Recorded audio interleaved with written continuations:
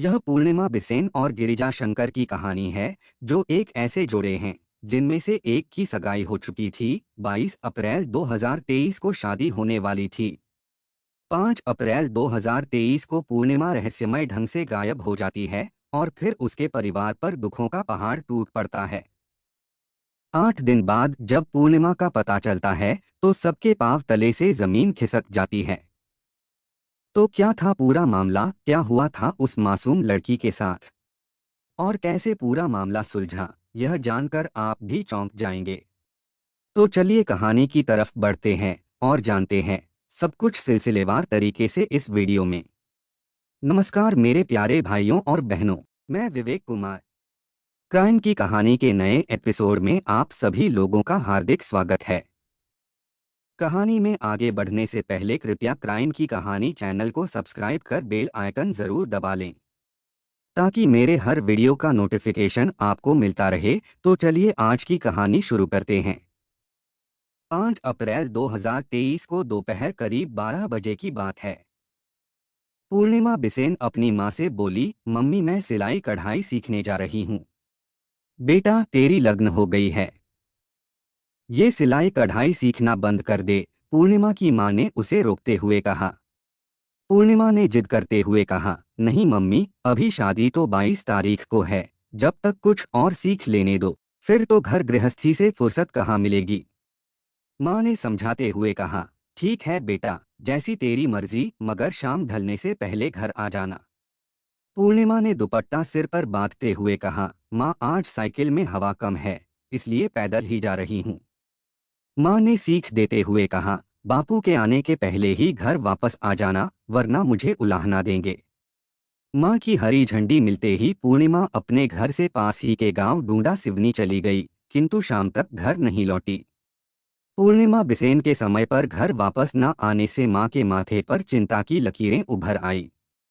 पूर्णिमा के पिता धनराज बिसेन और भाई बाइक लेकर अपने रिश्तेदारों को पूर्णिमा की शादी का आमंत्रण दे रहे थे। शाम को जब वे घर लौटे तो पूर्णिमा की मां बोली, पूर्णिमा अभी तक सिलाई सीख कर घर वापस नहीं आई है। आखिर अब सिलाई सीखने की क्या जरूरत है, विवाह तो होने वाला है। दिन भर निमंत्रण कार्ड बांटकर थके हारे लौटे धनराज बोले। धनराज मुंह हाथ धोकर खाना खाने की तैयारी में थे। पूर्णिमा के घर न लौटने की बात सुनकर वे अपने बेटे से बोले, बेटा जरा पूर्णिमा को फोन लगाकर पूछ, घर आने में देर क्यों हो गई। धनराज के बेटे ने पूर्णिमा को फोन लगाया तो उसका मोबाइल स्विच्ड ऑफ बता रहा था।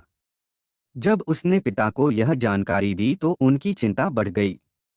अनमने ढंग से जल्द ही भोजन खत्म करके उठे धनराज ने आसपास के गांव में रिश्तेदारी के अलावा पूर्णिमा के जान पहचान वालों के घर फोन लगाकर पूछताछ किया, परंतु पूर्णिमा का कोई पता नहीं चला।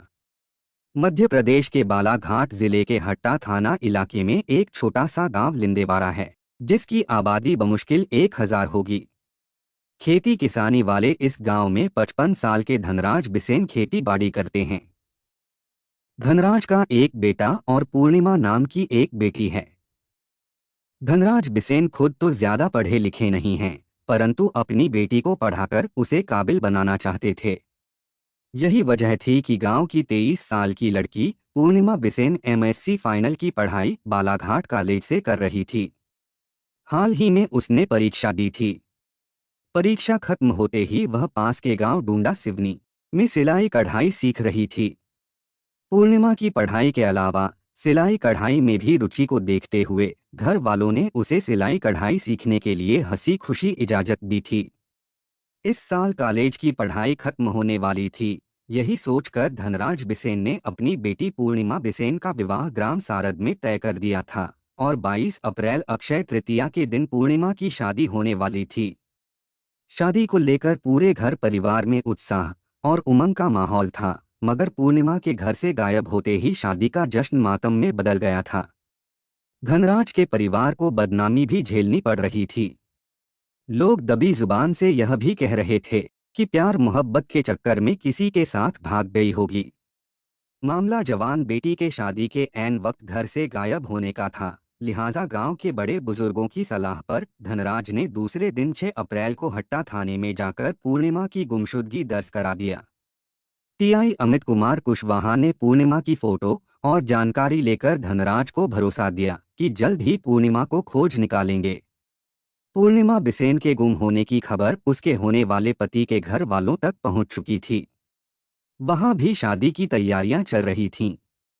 पूर्णिमा का मंगेतर रात दिन उसके ख्वाबों में डूबा उस दिन का इंतजार कर रहा था कि कब उसकी डोली घर आए और वह पूर्णिमा के साथ सुहागरात मनाए।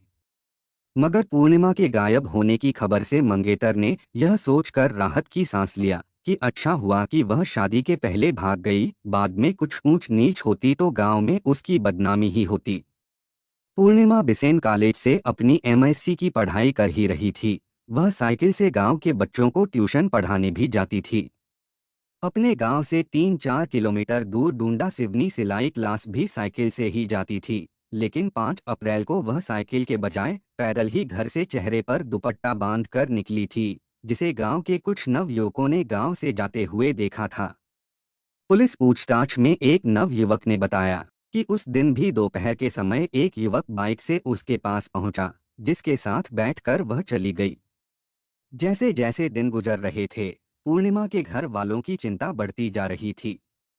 पुलिस भी पूर्णिमा की खोज में जुटी हुई थी। पुलिस को शक था कि कहीं प्रेम प्रसंग के चक्कर में पूर्णिमा घर से भागी होगी। जांच के दौरान पुलिस का यह संदेह सच साबित भी हुआ। जांच में पता चला कि पूर्णिमा बिसेन का प्रेम संबंध पिछले कुछ सालों से उसकी भाभी के भाई गिरिजा शंकर पटले के साथ चल रहा था। गिरिजा शंकर भरवेली थाना क्षेत्र के मोहगांव खारा का रहने वाला था। घर के आसपास रहने वाले लोगों से पूछताछ में पुलिस को यह भी पता चला कि घटना वाले दिन पूर्णिमा गिरिजा शंकर के साथ अंतिम बार देखी गई थी। पुलिस टीम ने साइबर सेल की मदद से गिरिजा शंकर पटले और पूर्णिमा बिसेन के मोबाइल नंबर लेकर कॉल डिटेल्स निकलवाई। कॉल डिटेल्स में 5 अप्रैल को पूर्णिमा और गिरिजा शंकर के बीच बातचीत के अलावा उनकी मोबाइल लोकेशन भरवेली थाना क्षेत्र में आने वाले गांगुलपरा और बंजारी के बीच पहाड़ी जंगल में मिल रही थी।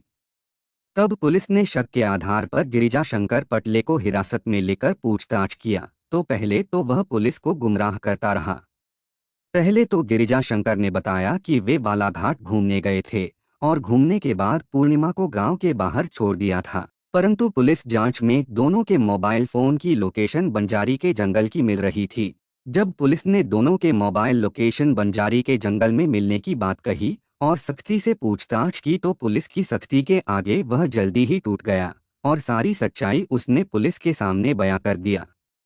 गिरिजा शंकर ने बताया कि उसने पूर्णिमा का मर्डर कर दिया है। 14 अप्रैल 2023 को गिरिजा शंकर ने पुलिस को बताया कि उसने पूर्णिमा बिसेन को गांगुलपरा और बंजारी के बीच जंगल की पहाड़ी में ले जाकर उसकी गला घोंटकर हत्या कर दी थी।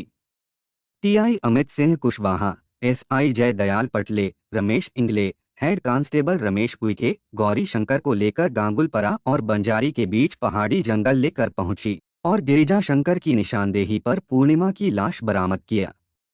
इस दौरान पूर्णिमा बिसेन की हत्या की सूचना मिलते ही लांजी के SDPO Durgesh Armo, SP city Anjul Ayant Mishra, TI Bharveli Ravindra Kumar Bariya के अलावा अन्य पुलिसकर्मी और अधिकारी भी मौके पर पहुंचे और जांच पड़ताल शुरू किया। पूर्णिमा बिसेन की लाश अधिक दिनों की होने से काफी खराब हो चुकी थी। मौके की कार्रवाई करने के बाद पूर्णिमा की लाश जिला अस्पताल लाई गई, जहां पर पूर्णिमा के माता पिता सहित परिवार के अन्य लोगों ने चप्पल और कपड़ों से लाश की पहचान किया। उन्होंने बताया कि लाश पूर्णिमा की ही है। रात होने से लाश का पोस्टमार्टम नहीं हो पाया। पोस्टमार्टम नहीं हो पाने की वजह से लाश को बालाघाट के जिला अस्पताल के फ्रीजर में रखवा दिया गया। दूसरे दिन 15 अप्रैल को लाश का पोस्टमार्टम कर लाश को पूर्णिमा के घर वालों के सुपुर्द किया गया। जैसे ही पूर्णिमा की लाश गांव पहुंची तो पूरे गांव में मातम छा गया। परिवार के लोगों ने नम आंखों से उसका अंतिम संस्कार कर दिया। पुलिस ने इस मामले में गिरिजा शंकर पटले के खिलाफ भारतीय दंड विधान की धारा 302, 201 के तहत अपराध दर्ज किया और इस अपराध में उसे गिरफ्तार कर लिया। गिरिजा शंकर पटले से पूर्णिमा की हत्या में प्रयुक्त दुपट्टा, बाइक और मोबाइल भी बरामद कर लिया। 15 अप्रैल को पुलिस ने गिरिजा शंकर को बालाघाट कोर्ट में पेश किया, जहां से उसे 2 दिन की पुलिस रिमांड पर लिया गया। रिमांड के दौरान की गई पूछताछ में जो कहानी सामने आई वह रिश्तों को तार तार करने वाली थी और दिल दहला देने वाली थी, जो इस प्रकार है। 27 साल का गिरिजा शंकर पटले बालाघाट जिले के किरनापुर ब्लॉक के मोहगांव खारा में रहने वाले खुमान सिंह पटले का बेटा था। खुमान सिंह की दो बेटियों में से बड़ी बेटी शारदा की शादी 4 साल पहले लिंदेवाड़ा के पवन बिसेन से हुई थी। बहन की शादी के बाद से ही गिरिजा शंकर का अपनी बहन की ननद पूर्णिमा के साथ प्रेम संबंध चल रहे थे। गिरिजा शंकर का किरनापुर में फोटो स्टूडियो था। वह शादी विवाह समारोह में फोटोग्राफी और वीडियो शूटिंग का काम करता है। ग्रेजुएट गिरिजा शंकर अपने इस हुनर से अच्छी खासी इनकम कर लेता था। इसी इनकम से उसके शौक भी पूरे होते थे। गिरिजा शंकर पूर्णिमा की भी हर ख्वाहिश पूरी करता था। यही वजह थी कि पूर्णिमा उसके प्यार में दीवानी थी।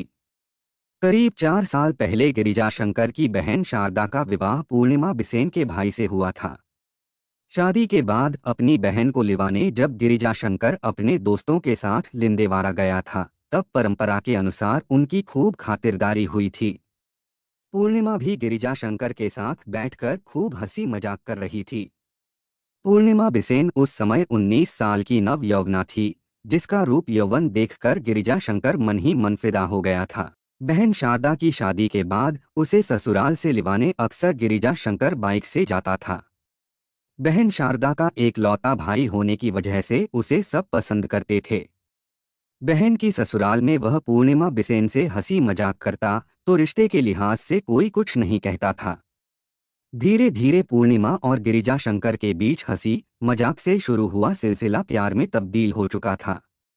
पूर्णिमा बिसेन का भाई और पिता खेती बाड़ी में लगे रहते थे और पूर्णिमा कॉलेज की पढ़ाई कर रही थी। ऐसे में गिरिजा शंकर कभी कभार पूर्णिमा को कॉलेज भी छोड़ दिया करता था। एक दिन कॉलेज ले जाते वक्त गिरिजा शंकर ने बाइक बंजारी के जंगल में रोक दी तो पूर्णिमा ने पूछा, यह घने जंगल में बाइक क्यों रोक दिया? गिरिजा शंकर पूर्णिमा के साथ शरारत करते हुए बोला, कुछ नहीं, आज जंगल में मंगल करने का इरादा है। पूर्णिमा बोली, धत, यहाँ कोई देख लेगा तो घर तक खबर पहुँचने में देर नहीं लगेगी। गिरिजा शंकर ने पूर्णिमा के गले में हाथ डाला और उसे जंगल के घने पेड़ की आड़ में ले जाकर बोला, मेरी जान, जब प्यार किया तो डरना क्या? पूर्णिमा के अंदर सुलग रही आग भी आज चिंगारी बनकर जल उठी थी। उसने भी अपनी बाहों को गिरिजा शंकर के गले में डालते हुए कहा, मैं तो तुम्हें जी जान से प्यार करती हूँ, तुम्हारी बाहों में मुझे जमाने का डर नहीं है। तो फिर मुझे अपनी हसरत पूरी कर लेने दो, आज से तुम मेरी बन जाओ। पूर्णिमा के होठों पर चुंबन देते हुए गिरिजा शंकर ने कहा, किसने रोका है तुम्हें? मैं भी तुम्हारे प्यार में जी भर के डूब जाना चाहती हूँ। पूर्णिमा ने गिरिजा शंकर के माथे को चूमते हुए कहा। धीरे धीरे गिरिजा शंकर के हाथ पूर्णिमा के अंगों पर रेंगने लगे। जंगल के एकांत में पूर्णिमा और गिरिजा शंकर ने अपने देह की आग को शांत किया और कपड़ों को ठीक करते हुए उसे कॉलेज छोड़ दिया। तन की आग बुझाने का सिलसिला जो एक बार शुरू हुआ तो फिर आगे बढ़ता गया। अक्सर दोनों को जब भी मौका मिलता अपनी हसरतें पूरी करने लगे। कहते हैं कि इश्क और मुश्क छिपाए नहीं छिपते। दोनों के प्रेम प्रसंग की स्टोरी की जानकारी घर वालों को हो गई। धनराज बिसेन ने सोचा कि समाज में उसकी बदनामी हो, इसके पहले बेटी के हाथ पीले कर देना चाहिए। यही सोचकर पूर्णिमा बिसेन की शादी गांव सारद सिवनी में अशोक नाम के लड़के से तय कर दिया। 22 अप्रैल 2023 को पूर्णिमा की शादी होने वाली थी, किंतु वह प्रेम संबंध के चलते अपनी भाभी के भाई गिरिजा शंकर पर शादी करने का दबाव बना रही थी। उसने गिरिजा शंकर से साफ तौर पर कह दिया था कि वह शादी करेगी तो सिर्फ उसी से करेगी और गिरिजा शंकर पूर्णिमा से शादी करने का इच्छुक नहीं था, क्योंकि उसे अपनी बहन का घर उजड़ने का डर था। गिरिजा शंकर जानता था कि समाज के कानून कायदे पूर्णिमा से विवाह की इजाजत नहीं देंगे।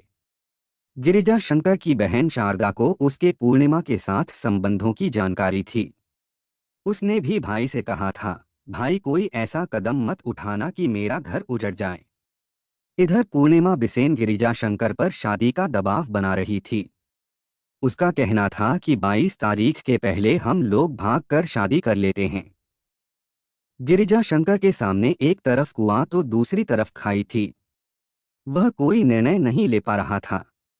आखिर में उसे अपनी बहन के सुखी दाम्पत्य जीवन का ख्याल आया और उसने पूर्णिमा बिसेन को अपने रास्ते से हटाने की योजना बनाई।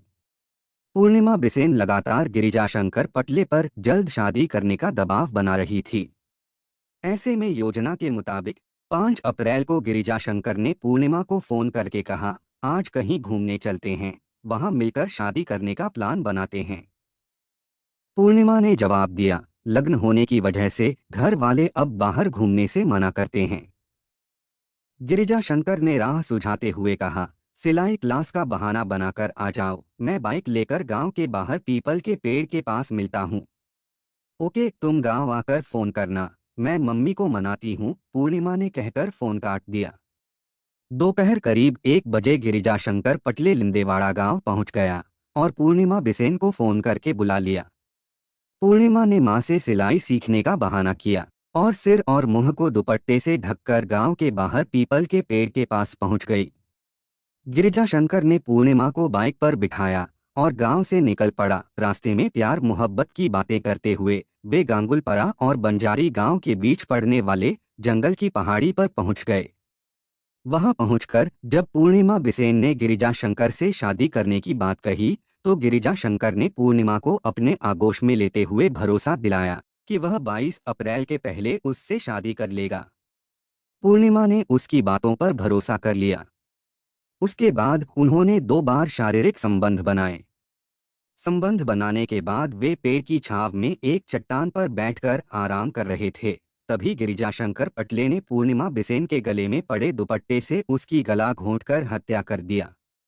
इसके पहले पूर्णिमा बिसेन कुछ समझ पाती, पल भर में ही उसकी जुबान बाहर निकल आई और उसकी मौत हो गई।